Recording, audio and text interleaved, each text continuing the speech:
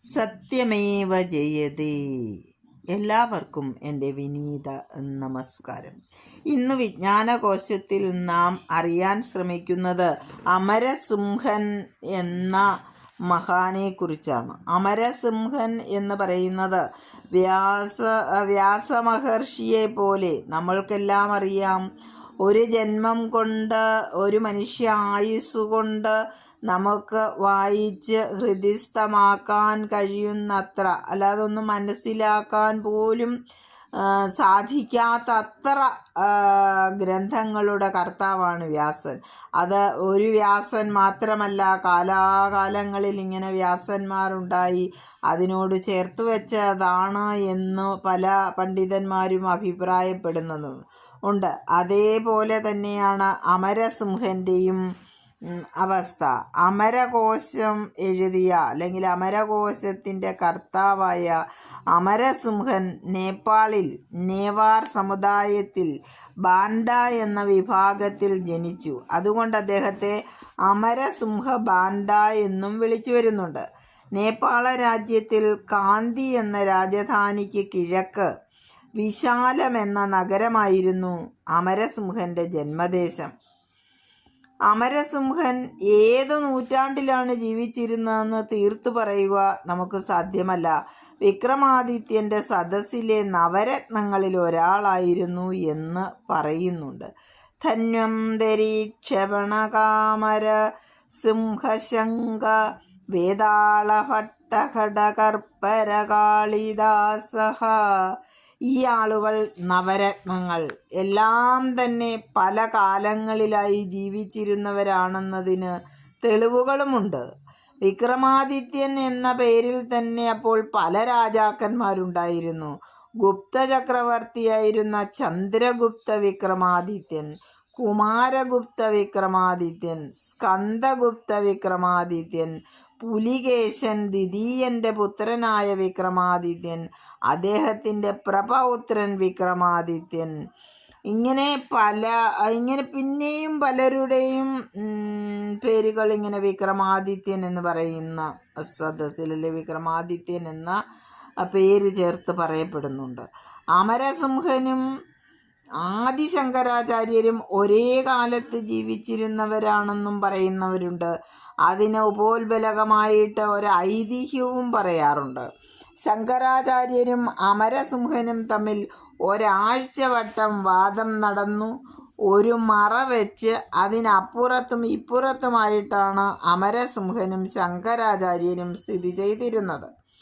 വാദം നീണ്ടുപോയിട്ട് ആർക്കും ജയപരാജയം ഉണ്ടാകുന്ന ഒരു മട്ടും കണ്ടില്ല. അപ്പോൾ ആചാര്യർക്ക് ഒരു സംശയം തോന്നി. അദ്ദേഹം തിരശീലയ്ക്കപ്പുറത്ത് ഒന്ന് എത്തി നോക്കി. അപ്പോൾ മിണ്ടാതെ നിൽക്കുന്ന അമരസിംഹൻ്റെ അടുത്ത് ഒരു കുടത്തിൽ ആവാഹിച്ചു വെച്ചിട്ടുള്ള സരസ്വതി നിന്ന് സംസാരിക്കുന്നതായി കാണപ്പെട്ടു. അപ്പോൾ ദുഷ്ടേ, നീ എന്നെ ഉപേക്ഷിച്ച് ഒരു ബൗദ്ധനെ കൈക്കൊണ്ടുവോ എന്ന് ആചാര്യൻ ചോദിച്ചതോടെ സരസ്വതീദേവി അപ്രത്യക്ഷയായി. തുടർന്നുള്ള വാദത്തിൽ അമരസിംഹൻ നിശേഷം പരാജയപ്പെട്ടു. ശങ്കരാചാര്യരുടെ കാലമാണെങ്കിൽ 805 മുതൽ 837 വരെയാണ്. അപ്പോൾ 9-ാം നൂറ്റാണ്ടിലായിരിക്കുമോ അമരസിംഹൻ്റെയും കാലം? അമരസിംഹൻ ബുദ്ധമതക്കാരനായിരുന്നു. പ്രാചീന വിജ്ഞാന ശാഖകളിൽ അദ്ദേഹത്തിനുണ്ടായിരുന്ന പ്രാവീണ്യം അനുപമമാണ്. അദ്ദേഹത്തിൻ്റെ കൃതിയായ നാമലിംഗാനുശാസനത്തെ അമരകോശം എന്നാണ് സാമാന്യ ജനങ്ങൾ അറിയുന്നത്. അമരകോശം മറ്റെല്ലാവർക്കും എന്ന പോലെ ആയുർവേദ വിദ്യാർത്ഥികൾക്കും വളരെ പ്രയോജനപ്രദമാണ്. ഔഷധങ്ങളുടെ പേരുകൾ മിക്കതും അതിലുണ്ട്. മനുഷ്യ അവയവങ്ങളുടെ പേരുകൾ എല്ലാം അമരകോശത്തിൽ കാണാം. ആയുർവേദ ശാസ്ത്രത്തിൽപ്പെടുന്ന വിഷയങ്ങൾക്കും അമരകോശത്തിൽ സൂചനകളുണ്ട്. അമരകോശത്തിൻ്റെ കർത്താവും വിക്രമാദിത്യ സദസ്സിലെ പണ്ഡിതനുമായ ജൈനൻ അമരസിംഹൻ ഗോരഖ്പുരിയിലെ പ്രസിദ്ധനായ ഒരു സേനാനായകൻ. നേപ്പാൾ യുദ്ധത്തിൽ ഇംഗ്ലീഷ് സേനയുടെ നായകനായിരുന്ന അക്ടർലോനിയെ ഇദ്ദേഹം പരാജിതനാക്കി.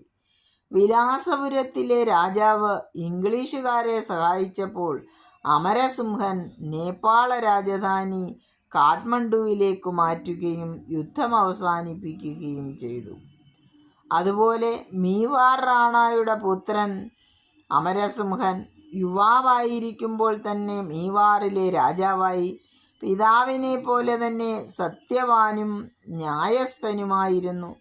ഇദ്ദേഹം അല്പകാലം കൊണ്ട് സ്തുത്യർഹമായ ഭരണം മീവാറിൽ നടപ്പാക്കി.